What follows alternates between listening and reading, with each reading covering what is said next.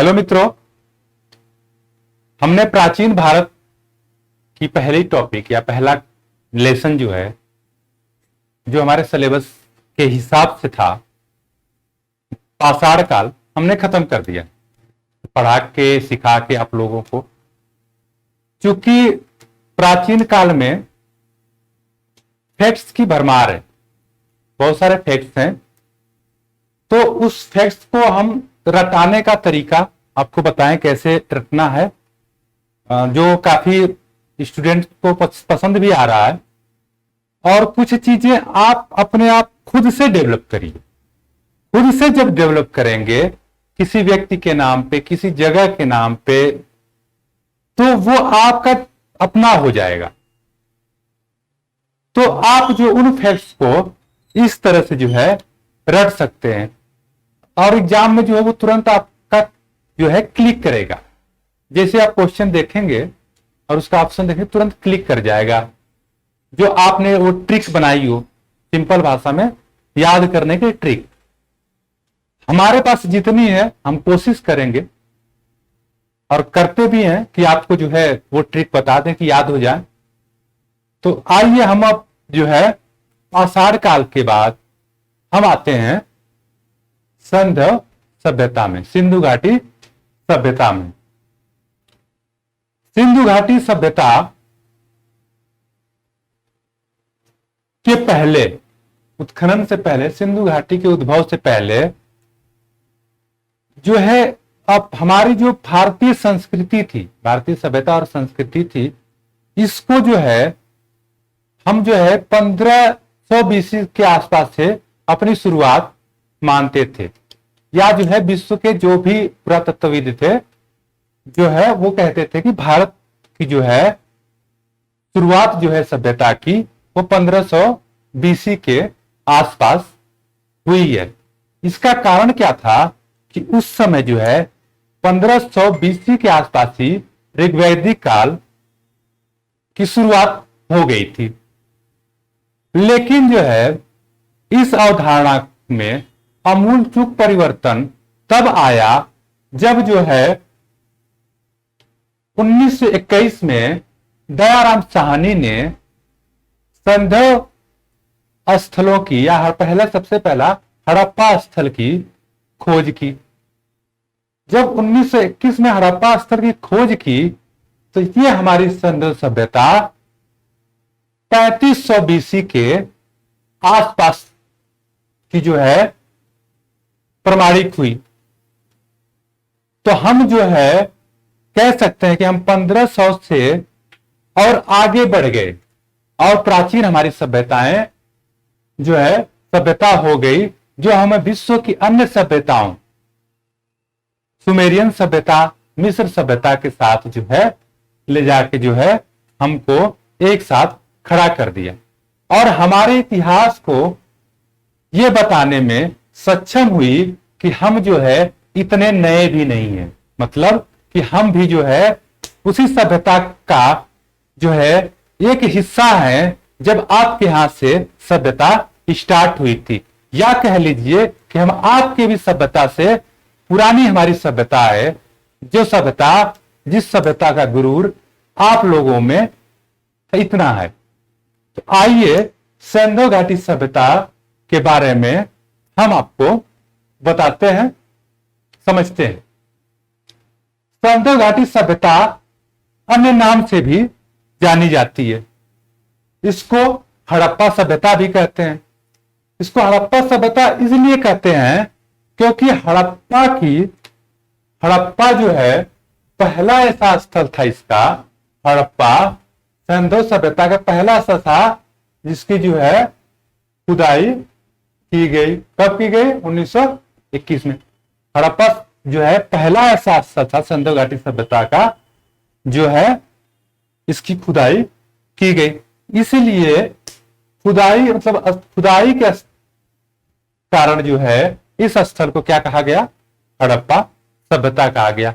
और इस सिंधु सभ्यता का प्राचीन नाम हड़प्पा सभ्यता ही रखा गया।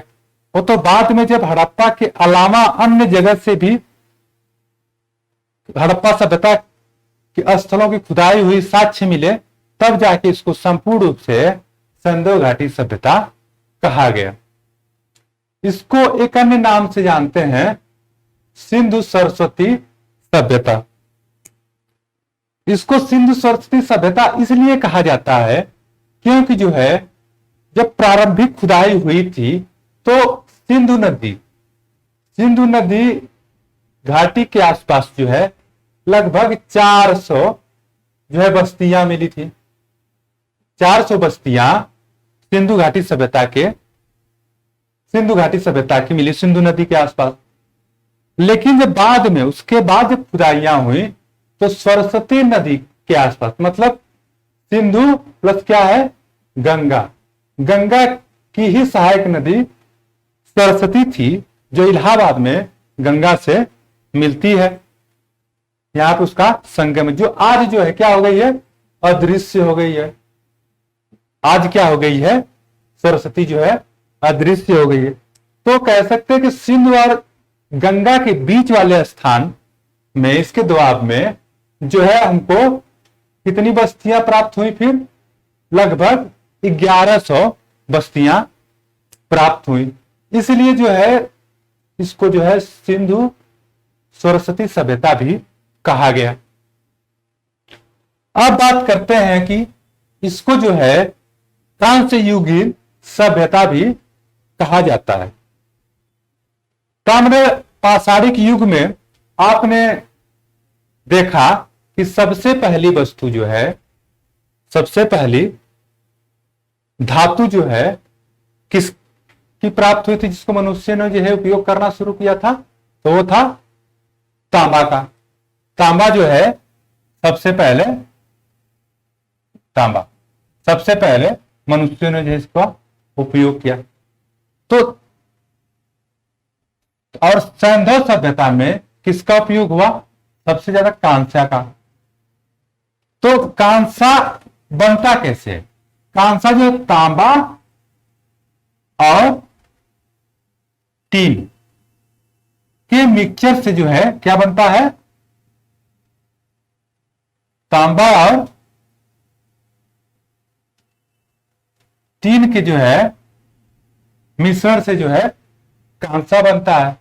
इस तरह बहुत सारी मूर्तियां खुदाई में जो है, मुहरे जो है सिंधु सभ्यता की कांसा से बनी हुई थी, इसलिए जो है इसको हम कांस्य युगीन सभ्यता भी कहते हैं। सिंधु सभ्यता को ही, सिंधु घाटी सभ्यता को ही हम जो है प्रथम नगरीय क्रांति भी कहते हैं। क्यों कहते हैं, इसका कारण है कि पूरे सिंधु सभ्यता में, पूरे सिंधु घाटी सभ्यता में कहीं से भी क्या ग्रामीण या गांव का जो है साक्ष्य प्राप्त नहीं हुआ है, इसलिए इसको जो है प्रथम नगरीय क्रांति कहते हैं। अब आइए बात करते हैं इसके चरण की। सिंधु सभ्यता की खुदाई में इसके जो है 3 चरण देखे गए। इसके जो चरण थे वो 3 चरण देखे गए थे। ये 3 चरण जो है, पहला जो चरण था इसका क्या था, प्राक हड़प्पा सभ्यता, मतलब प्रारंभिक हड़प्पियन सभ्यता थी, जो कहीं कहीं 32 या 35 बीसी से लेके 26 बीसी तक के पीरियड की थी। उसके बाद जो इसका सेकेंड फेज है वो परिपक्व हड़प्पा सभ्यता है, मतलब यह कह सकते हैं कि यही मेन हड़प्पा सभ्यता है, जो 2600 से लेके 1900 बीसी के बीच के काल में फली और फूली। अब उसके बाद आते हैं हम जो है, अब इसके बाद पतन शुरू हो रहा है। अब हड़प्पा काल का पतन जो है शुरू हो जाता है, तो ये उत्तर हड़प्पा काल के तहत हम इसके चरण को देखते हैं। ये चरण जो है 1900 बीसी से लेके 1300 बीसी के बीच का इसका काल है। और ये सारा जो काल है, ये काल जो है रेडियो धर्मी के द्वारा जो है इसको जो है प्राप्त किया गया था। रेडियो डेंटिंग के द्वारा, कार्बन डेंटिंग के द्वारा इसे प्राप्त किया गया था। हम आगे बताएंगे इसके बारे में। हमने बता दिया था कि इसकी खोज जो है, हड़प्पा सभ्यता का खोज या सिंधु घाटी सभ्यता की खोज सबसे पहले 1921 में कौन किया था? दयाराम साहनी ने। क्योंकि खुदाई का काम जो है सबसे पहले, मतलब खुदाई का, भारत में खुदाई का कार्य जो है, कोई भी सभ्यता हो उसकी खुदाई के कार्य कौन करता है? जो है भारतीय पुरातत्व विभाग करता है। तो भारतीय पुरातत्व विभाग के बारे में जानते हैं। तो भारतीय पुरातत्व विभाग के जो जन्मदाता है, जन्मदाता कौन है? भारतीय पुरातत्व विभाग के जन्मदाता थे अलेक्जेंडर कर्निघन। पूछता है क्वेश्चन एग्जाम में कई बार कि भारतीय पुरातत्व विभाग के जन्मदाता कौन है? तो कौन है? Alexander Kernighan. अच्छा, भारतीय पुरातत्व विभाग की स्थापना किसने किया था? तो लॉर्ड कर्जन, अंग्रेज गवर्नर, 1904 में जो है इन्होंने, मतलब 4-5 में इन्होंने जो है 4 में लगभग भारतीय पुरातत्व विभाग की स्थापना किया था, ताकि जो है भारतीय संस्कृति को, भारतीय पुरातत्विक संस्कृति को जो है उद्घाटित किया जा सके, उसके बारे में जाना जा सके। तो भारतीय पुरातत्व विभाग के जो है उस समय जब हड़प्पा सिंधु सभ्यता का जो खोज प्रारंभ हुआ था, उस समय महानिदेशक थे जॉन मार्शल साहब। ये 1921 का समय था, 1921 का। उस समय जो है भारतीय पुरातत्व विभाग के जो है निदेशक थे कौन? जॉन मार्शल साहब। तो मार्शल साहब के जो है, मार्शल साहब के निर्देशन में, इन्हीं के निर्देशन में या संरक्षण में 2 व्यक्तियों ने, दयाराम साहनी ने किसका? हड़प्पा का। कब? 1921 में। दयाराम साहनी ने किसका? हड़प्पा का। दयाराम हड़प्पा, दयाराम साहनी हड़प्पा का। और राखलदास बनर्जी साहब जो है मोहनजोदाड़ो का। ये 1922 में जो है इसका उत्खनन किया, ये दोनों साइट का। तब जाके जो है इसके इतिहास के बारे में हमको जानकारी प्राप्त हुई। ये तो था बेसिक जानकारी सिंधु सभ्यता की। अब आइए हम लोग देखते हैं कि हमें सिंधु सभ्यता में क्या क्या पढ़ना है। जब तक आप ये नहीं जानेंगे कि आपको क्या पढ़ना है और कैसे पढ़ना है, तब तक जो है चीजें समझ में नहीं आएंगी। क्योंकि सिंधु सभ्यता का जो उत्खनन जो है क्रमिक रूप से हुआ, तो जैसे जैसे क्रमिक रूप से हुआ है वैसे वैसे सभ्यता का विस्तृत रूप भी होता गया और यहां से बहुत सारे जो है स्थल प्राप्त हुए। तो उसका जो है हम लोग एक एक करके वर्णन देखेंगे कि कैसे होता है और हम समझेंगे भी। तो हम इसको टॉपिक वाइज हम जो है देखते हैं।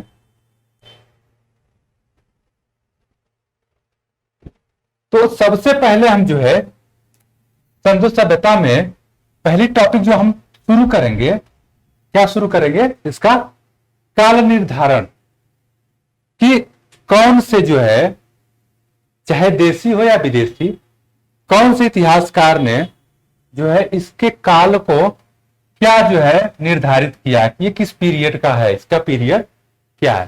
क्योंकि यहां से भी क्वेश्चन बनते हैं कभी कभार फंसाने के लिए। उसके बाद हम जो है प्रजाति देखेंगे, बहुत छोटा सा 2 पॉइंट है इसमें। प्रजाति देख लेंगे, कौन सी प्रजाति को इस सभ्यता का जो है सिंधु सभ्यता में प्रथम बार आई और कौन इस सभ्यता की जो है क्या है निर्माण करता है। उसके बाद हम इसका जो है सिंधु सभ्यता का उद्भव देखेंगे। मतलब उद्भव के लिए जो मत है कि मतलब इसका उद्भव कैसे हुआ, तो उसके बारे में हम लोग देशी मत विदेशी मत भी देखेंगे, जो विदेशी राइटरों ने, विदेशी इतिहासकारों ने दिया, और स्वदेशी मत भी देखेंगे, जिसमें विदेशी और भारतीय दोनों इतिहासकारों ने क्या मत दिया। उसके बाद हम आ जाएंगे कि सिंधु सभ्यता का विस्तार जो है किस किस एरिया में है, भारत का और पाकिस्तान वाले किस किस एरिया में सिंधु घाटी सभ्यता का विस्तार हुआ है, और इन विस्तार में कौन कौन से महत्वपूर्ण नगर हैं, कहां कहां से किन नगरों या स्थलों से क्वेश्चन बनते हैं, क्या क्या वस्तुएं हमें प्राप्त हुई हैं एग्जाम के पॉइंट ऑफ व्यू से, हम वो देखेंगे। अब आएंगे इसकी जो है सिंधु सभ्यता के विशेषता पे। विशेषता में, सिंधु सभ्यता की विशेषता में हम जो है इसका राजनीतिक संगठन देखेंगे, उसके बाद सामाजिक संगठन देखेंगे, जिसमें खास करके स्त्रियों की स्थिति के बारे में पता करेंगे क्या थी, आर्थिक जीवन इसमें देखा जाएगा, इनकी जीवन शैली आर्थिक रूप से कैसी थी। उसके बाद सिंधु सभ्यता में कला के विकास को देखेंगे, किस समय जो है कला कैसी थी और किस स्तर की थी। उसके बाद हम धार्मिक जीवन देखेंगे कि क्या धर्म की उत्पत्ति उस समय हो गई थी या क्या था भी तो कैसा था, वो देखेंगे। फिर हम जो है अंत्येष्टि संस्कार देखेंगे कि अंत्येष्टि संस्कार में ये कैसे करते थे। उसके बाद जो भी पॉइंट छुट्टी होगी हम विशेषता में वो देख लेंगे। उसके बाद हम सिंधु सभ्यता का जो है पतन देखेंगे, किन किन कारणों से हुआ, और पतन का जो है विद्वानों द्वारा दिया गया मत देखेंगे कि क्या क्या विद्वानों ने इसके पतन के लिए मत दिया है। ठीक है, अब आगे बढ़ते हैं।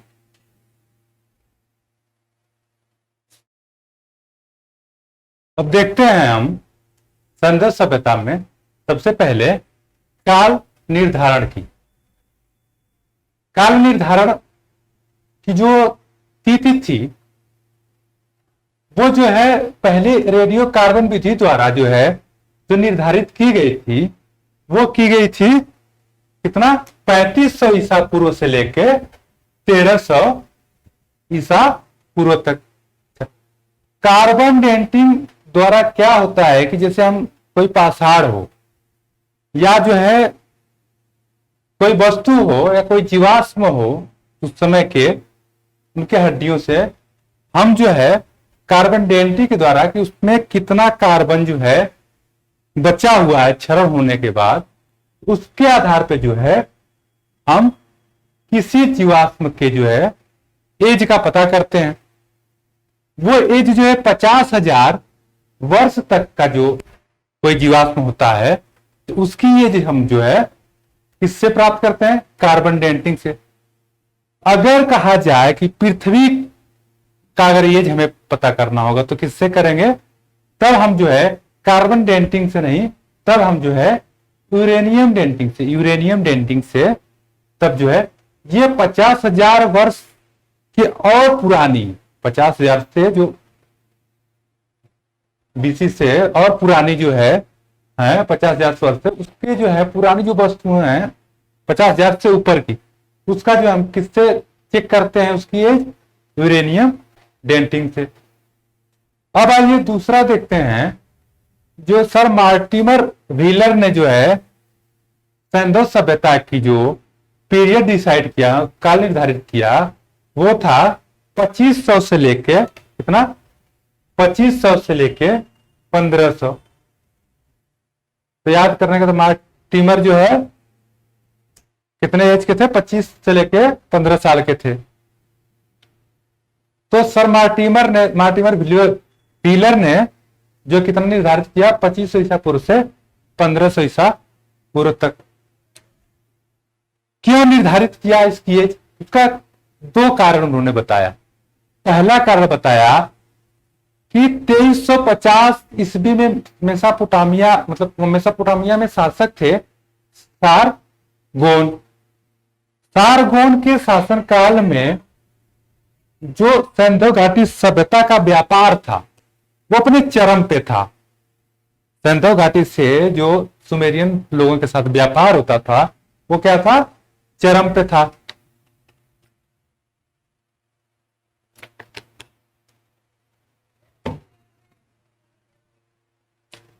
इस वजह से जो है उन्होंने इसका निर्धारण जो कितना किया, 2500, और 1500 बीसी में ऋग्वेद काल का प्रारंभ शुरू हो गया था। इसका मतलब है कि उस समय जो है सिंधु घाटी सभ्यता का पतन हो गया था या पतन के कगार पे थी। इसलिए उन्होंने जो है निर्धारित किया 2500 से लेके 1500 बीसी का जो पीरियड था वो किसका था, सिंधु सभ्यता का था। अब आते हैं डीपी अग्रवाल साहब का, भारतीय पुरातत्वविद हैं डीपी अग्रवाल। इन्होंने कहा कि सिंधु सभ्यता का जो पीरियड है वो 3250 से लेके कितना, 3250 से लेके 1750 ईसा पूर्व।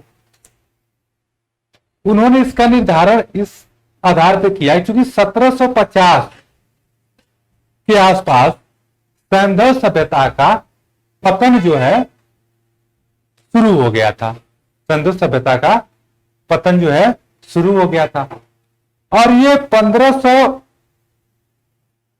में, मतलब अपने आखिरी कगार 1500 में जो है पूर्णतः समाप्त हो गया 1500 बीसी में, क्योंकि वहीं से ऋग्वेदिक काल शुरू हो जाता है। इसके आधार पर जो है इन्होंने कहा कि 3250 ईसा पूर्व से 1750 ईसा पूर्व जो है डीपी अग्रवाल ने इसका पीरियड निर्धारित किया, काल निर्धारित किया। अब आते हैं sir John Marshall. Sir John Marshall जो है ये मोहनजोदड़ो का इन्होंने उत्खनन करा था। उस समय जो है बता चुके हैं कि सर जॉन मार्शल जो है महानिदेशक थे। इन्होंने जो है इसका पीरियड जो है इसका समय निर्धारित किया 3250 ईसा पूर्व से लेके 2750 ईसा पूर्व के आसपास निर्धारित किया कि इसका पीरियड सिंधु सभ्यता का इतना है, 3250 से लेके कितना, 2750 तक। इसका कारण था, इन्होंने ये भी कहा कि ये जो, मतलब जो भी मैं ये उत्थान और पतन का जो थ्योरी दे रहा हूं कि 3250 से लेकर 2750 है, ये स्थान विशेष में हड़प्पा, मतलब सिंधु सभ्यता के स्थान विशेष में ये अलग अलग हो सकता है। इसको एक निर्धारित न किया जाए।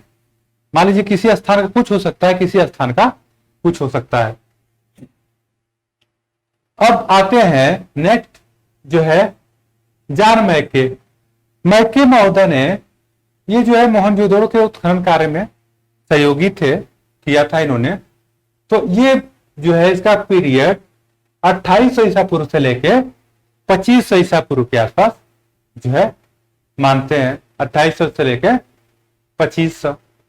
और एमएस वत्स साहब जो है सिंधु सभ्यता का पीरियड 3500 बीसी से लेके 2500 बीसी के आसपास का कहते हैं कि इसका पीरियड था।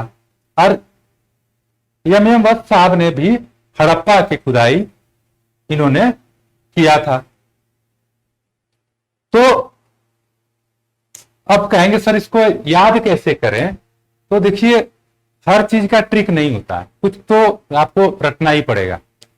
अब इसको जैसे रट, जैसे कुछ कुछ को मिला के आप रट लीजिए 3250 डीपी अग्रवाल, यहां भी 3250 सर जॉन मार्शल, वैसे यहाँ 1750, यहाँ 2750। इस तरह से आप जो है कैलकुलेट करके याद कर सकते हैं।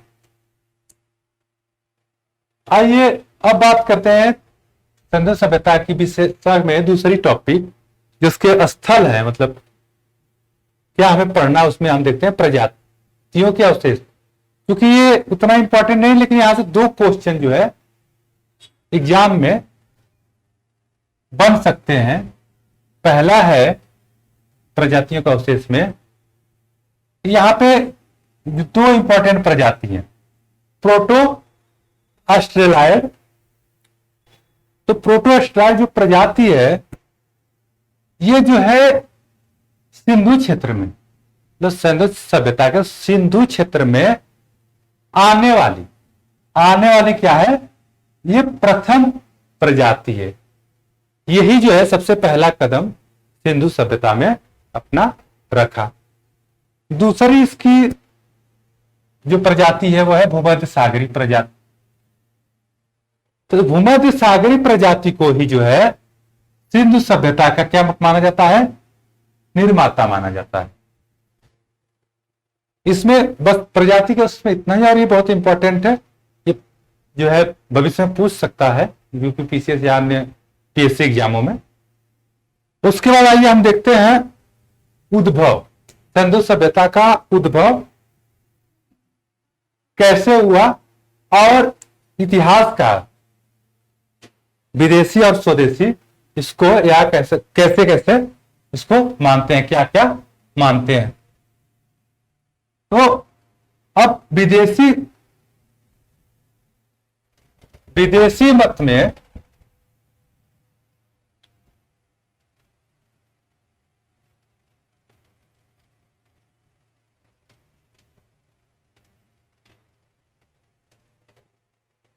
विदेशी मत जो है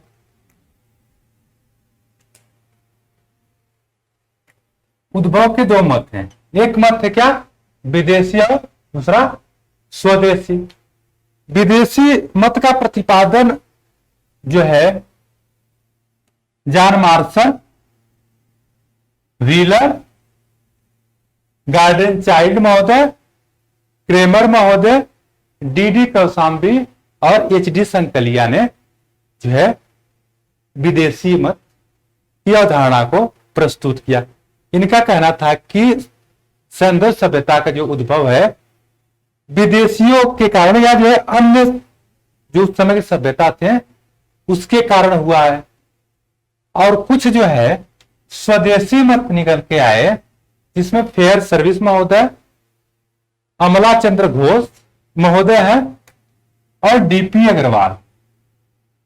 ये लोग कहे कि जो सिंधु घाटी की सभ्यता है, ये सभ्यता जो है इसका विकास जो है स्थानीय संस्कृतियों द्वारा या ईरान या बलूचिस्तान या सिंध की आमरी संस्कृति से इसका विकास हुआ है।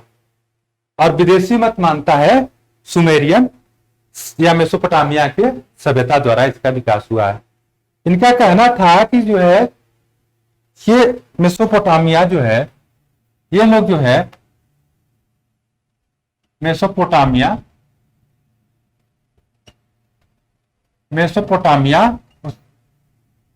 का ही जो सुमेरियन सभ्यता, मेसोपोटामिया की सुमेरियन सभ्यता से जो है ये लोग कहाँ आए,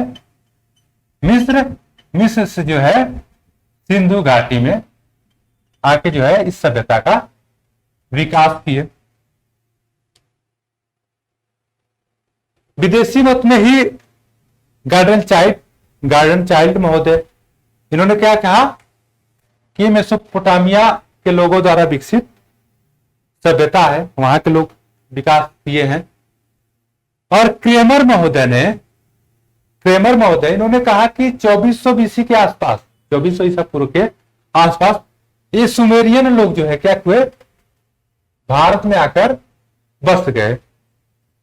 और भारत में आके बस गए तो भारतीय संस्कृति के साथ अपने तालमेल के साथ जो है ये जो है एक नई सभ्यता का विकास किया। क्या थी, सिंधु घाटी सभ्यता।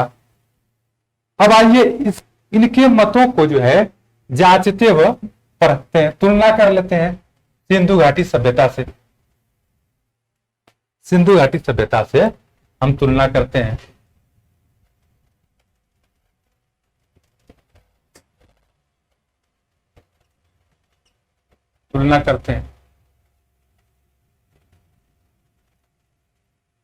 सिंधु घाटी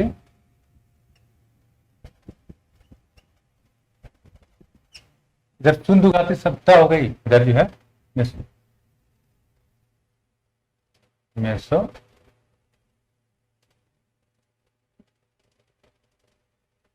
सभ्यता तुलना कर लेते हैं।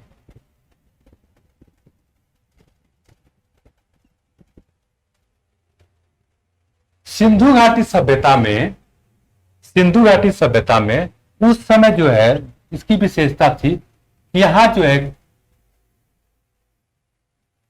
नगरों का क्या प्राप्त हुआ, जाल प्राप्त हुआ, नगरों का जाल प्राप्त हुआ। लेकिन जो है अब बात करें हम मेसोपोटामिया की सभ्यता में, तो यहां जो नगर थे वो क्या थे, बिखरे हुए थे या बेतरकीब थे। नगर क्या थे, बेतरकीब थे, मतलब कोई व्यवस्थित, कोई मतलब अनप्लान तरीके से ये नगर बसे हुए थे। तो इसके आधार पे हम कह सकते हैं कि सिंधु घाटी सभ्यता का जो विकास है वो मेसोपोटामिया सभ्यता से नहीं हुआ, पहला मत। दूसरा मत है कि यहां के जो मकान थे, सिंधु सभ्यता के जो मकान थे कैसे थे, ये पक्की ईंटों के बने हुए थे। जैसे आज के हमारे घर पक्की ईंटों से बने हुए, ये पक्की ईंटों से बने हुए थे। लेकिन जानकर हैरानी होगी आपको कि मेसोपोटामिया सभ्यता के लोग का जो घर था वो कैसा था, मकान जो है कैसा था मकान, ये था कच्ची ईंटों का, कच्ची ईंटों का। तो ये बताइए कि कैसे जब एक ही जो है जगह से लोग आए, मान लीजिए मेसोपोटामिया से आए, तो कैसे यहाँ कच्चा ईंट बना के जो है मकान में रहते थे और यहाँ जो है पक्का ईंट। इसका मतलब कि सिंधु घाटी सभ्यता के लोग उनसे ज्यादा विकसित थे, पक्का कर लिए अपने ईंटों का और यहाँ रहते थे। इसके आधार पर भी हम जो है ये नहीं मानते हैं कि ये हम जो है सिंधु घाटी सभ्यता का उद्भव जो है मेसोपोटामिया सभ्यता से। अब आए तीसरा कारण है जल निकास। यहां जल निकास की जो है उत्कृष्ट या उत्तम व्यवस्था थी। जल निकास का जो है अति उत्तम व्यवस्था, उत्कृष्ट व्यवस्था थी। और यहां पे आप देखेंगे जल निकास का कोई मजबूत व्यवस्था नहीं थी। इसके आधार पर भी हम कह सकते हैं कि सिंधु सभ्यता जो है मेसोपोटामिया सभ्यता से उद्घाटित नहीं हुई थी। चौथी पॉइंट हम देखते हैं, लिपि। सिंधु घाटी सभ्यता की जो लिपि थी वो कैसी थी, चित्रात्मक। कैसी थी, चित्रात्मक जैसे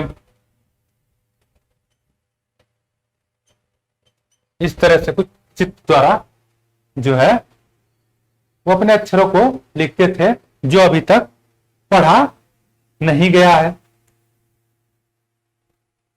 और यही कारण है कि जो है लिपि न पढ़े जाने के कारण सिंधु सभ्यता का जो काल निर्धारण है वो जो है बड़ा ही मुश्किल है, काल निर्धारण। और मेसोपोटामिया का जो लिपि है, इसकी लिपि कैसी है, यह है तीरात्मक, मतलब किलात्मक। कैसी है, किलात्मक। ये इस तरह से है, इस तरह से जो भी रही होगी, ऐसे तीरू टाइप किलनुमा थी। इसके आधार पर भी हम कह सकते हैं कि ये जो है सिंधु घाटी सभ्यता मेसोपोटामिया सभ्यता की जो है देन नहीं है, स्वतंत्र सभ्यता है। क्योंकि भाई ऐसा है कि अगर कोई हिंदी लिपि जानता है अगर देवनागरी लिपि जानता है तो उसी में लिखेगा ना, कि थोड़ी ना जो है यहाँ जो है चित्र बना के लिख रहा है, वहां जाके लिखने लगेगा जो है कीलनुमा। अगर जो है हम कहते हैं कि आधुनिकता में भी हम देखेंगे कि जो है अगर भारत का व्यक्ति है तो अपना अक्षर लिखता है देवनागरी लिपि में, अन्य जगहों के लोग अलग अलग लिखते हैं। तो इसके आधार पर भी हम इनकी जो है बातों को काट सकते हैं। अब आइए पांचवा हम देख लेते हैं जो है मंदिर का। मंदिर का सिंधु घाटी सभ्यता में किसी भी मंदिर का साक्ष्य नहीं मिला है, मंदिर का साक्ष्य नहीं मिला। लेकिन मेसोपोटामिया सभ्यता में जो है नगरों में जो है क्या मिला है, मंदिरों का साक्ष्य मिला है। तो इसके आधार पर भी हम कह सकते हैं कि जो है मेसोपोटामिया सभ्यता अलग थी, सिंधु घाटी सभ्यता अलग थी। हाँ, दोनों में व्यापारिक संबंध थे, दोनों एक दूसरे के क्षेत्रों में आते जाते रहते थे। अब आइए देख लेते हैं स्वदेशी मत।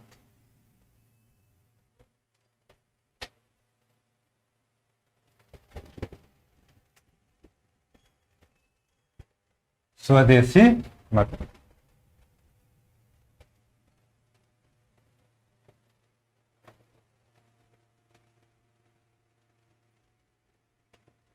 अब स्वदेशी मत में जो है फेयर सर्विस जी को देखते हैं। फेयर सर्विस जो इनका मत है स्वदेशी में,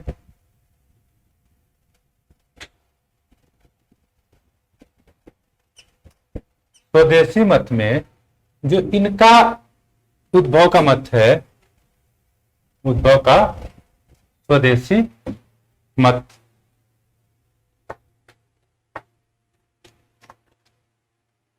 इन्होंने कहा कि जो सिंधु घाटी सभ्यता है, एक बलूचिस्तान के जो सिंधु घाटी सभ्यता है, ये जो है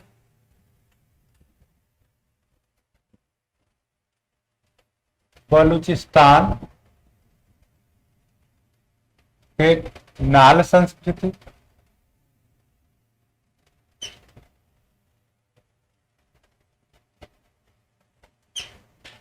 सिंध के कुल्ली संस्कृति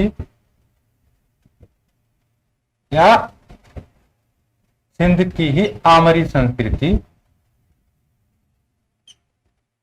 से जो है सिंधु घाटी सभ्यता का जो क्या हुआ है, उद्भव या विकास हुआ है। इसका ही वर्चस्व स्वरूप जो है सिंधु घाटी सभ्यता है।